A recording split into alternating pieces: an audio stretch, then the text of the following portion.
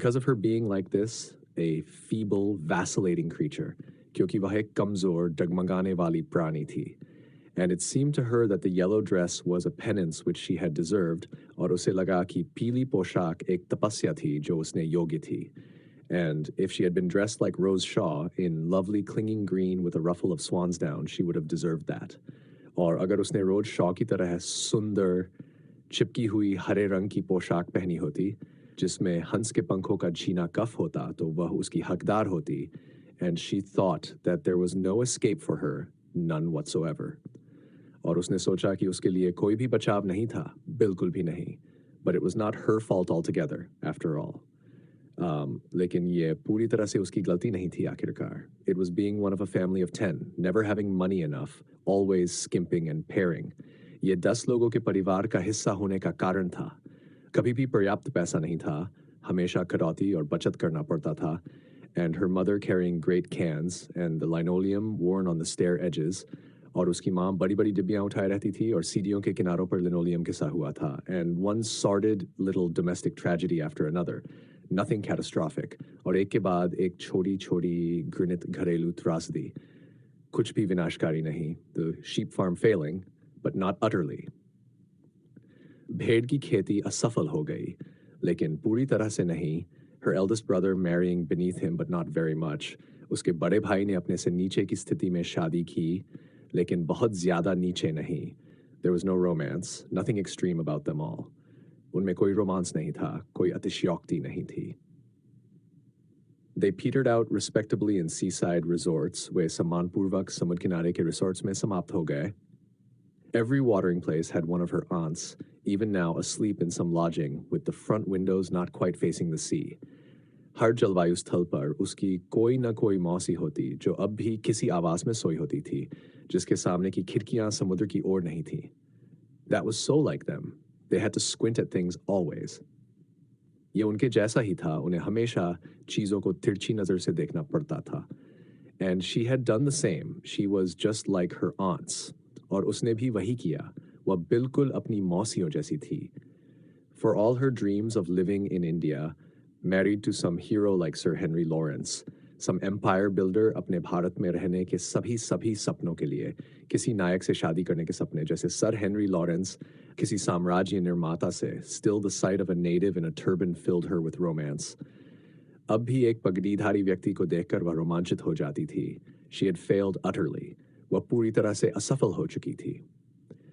She had married Hubert with his safe, permanent underling's job in the law courts.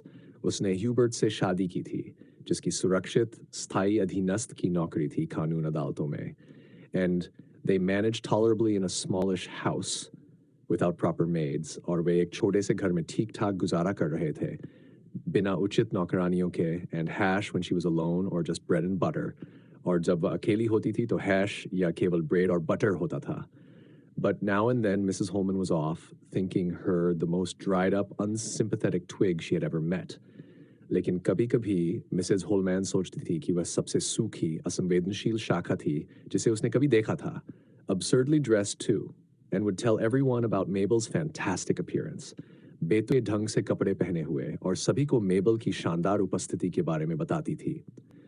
Now and then, thought Mabel Waring, left alone on the blue sofa. कभी-कभी Mabel Waring ने सोचा, जो नीले सोफे पर अकेली बैठी थी, punching the cushion in order to look occupied, गद्दी पर मुक्का मारते हुए ताकि व्यस्त दिख सके.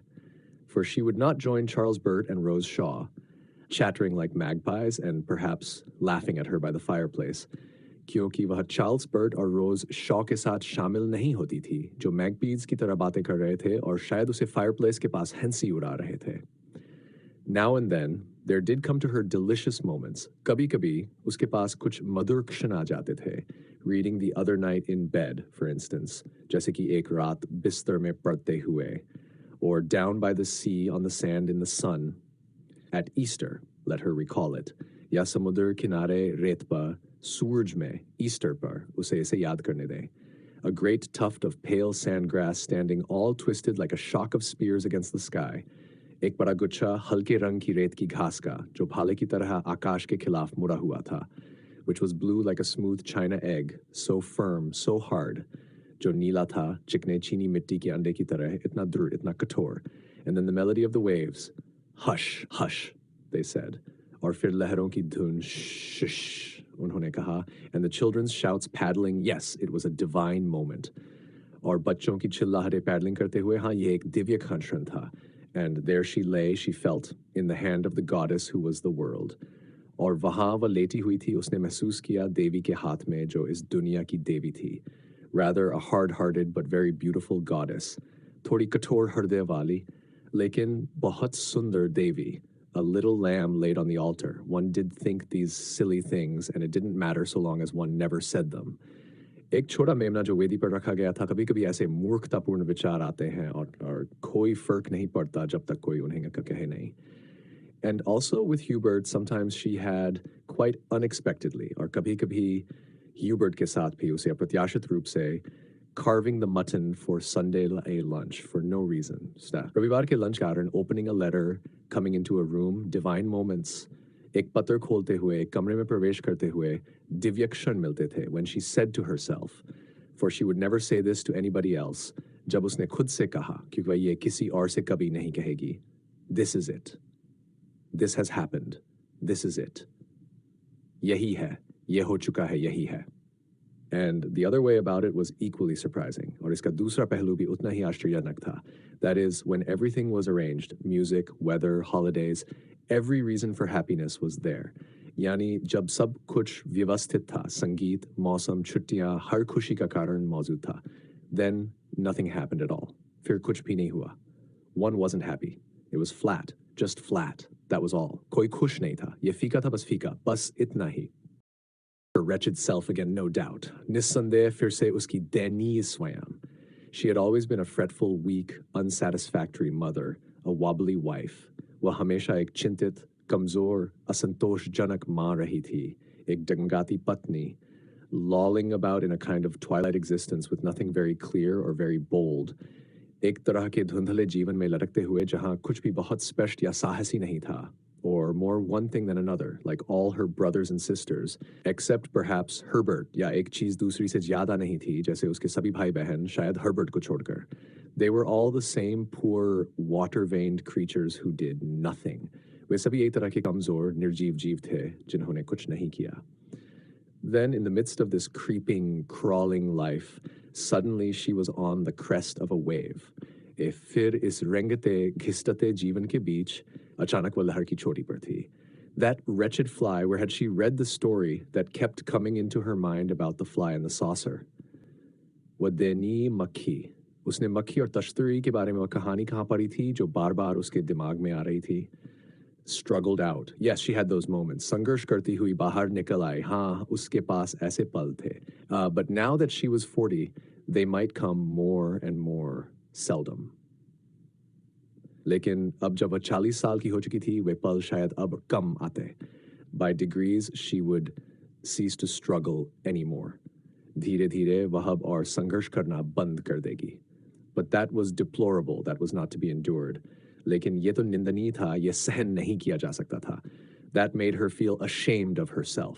इससे उसे खुद पर शर्म महसूस हुई. She would go to the London Library tomorrow. वह कल लंदन लाइब्रेरी गई. She would find some wonderful, helpful, astonishing book, quite by chance. वह कोई अद्भुत, सहायक, आश्चर्यजनक किताब पाएगी, बिल्कुल संयोग से.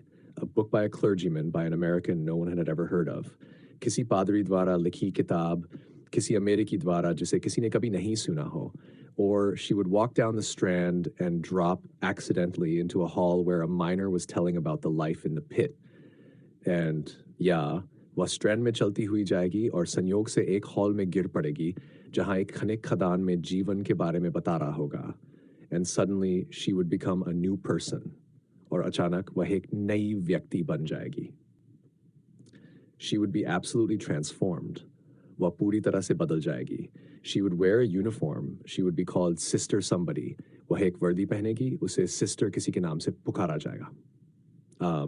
She would never give a thought to clothes again. वह फिर कभी कपड़ों के बारे में नहीं सोचेगी. And forever after, she would be perfectly clear about Charles Burt and Miss Milan and this room and that room. और उसके बाद से वह हमेशा चार्ल्स बर्ट और मिस मिलान और इस कमरे और उस कमरे के बारे में पूरी तरह से स्पष्ट रहेगी and it would be always day after day as if she were lying in the sun और कार्विंग द मटन। और यह हमेशा होगा दिन ब दिन, जैसे वह धूप में लेटी हो या मटन खा रही हो। इट वुड बी इट, यह वही होगा। So she got up from the blue sofa and the yellow button in the looking glass got up too. इसलिए वह नीले सोफे से उठी और दर्पण में पीला बटन भी उठ गया। And she waved her hand to Charles and Rose to show them she did not depend on them one scrap. और उसने चार्ल्स और रोज की ओर हाथ हिलाया ताकि उन्हें दिखा सके कि वह उन पर जरा भी निर्भर नहीं है। And the yellow button moved out of the looking glass. और पीला बटन दर्पण से बाहर चला गया and all the spears were gathered into her breast as she walked towards Mrs. Dalloway and said, "Good night." और सभी भाले उसके सीने में इकट्ठा हो गए जब वह मिसेज डालोवे की ओर बढ़ी और कहा, "Good night." "But it's too early to go," said Mrs. Dalloway, who was always so charming. लेकिन जाने के लिए अभी बहुत जल्दी है, मिसेज डालोवे ने कहा, जो हमेशा इतनी आकर्षक थी। "I'm afraid I must," said Mabel Waring.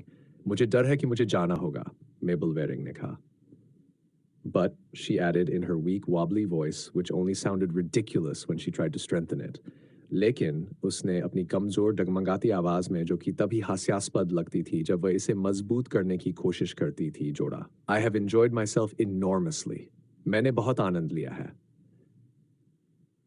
"I have enjoyed myself," she said to Mr. Dalloway, whom she met on the stairs. मैंने बहुत आनंद लिया है, उसने मिस्टर डालोवे से कहा, जिन्हें वह सीढ़ियों पर मिली।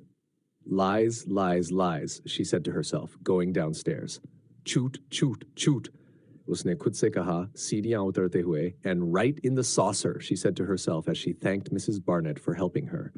और सीधे तश्तरी में, उसने खुद से कहा, जब उसने मिसेज बार्नेट का उसे मदद करने के लिए धन्यवाद किया। And wrapped herself round and round and round in the Chinese cloak she had worn these 20 years. और उसने खुद को बार बार लपेटा उस चीनी चोगे में जो उसने 20 वर्षों से पहना था।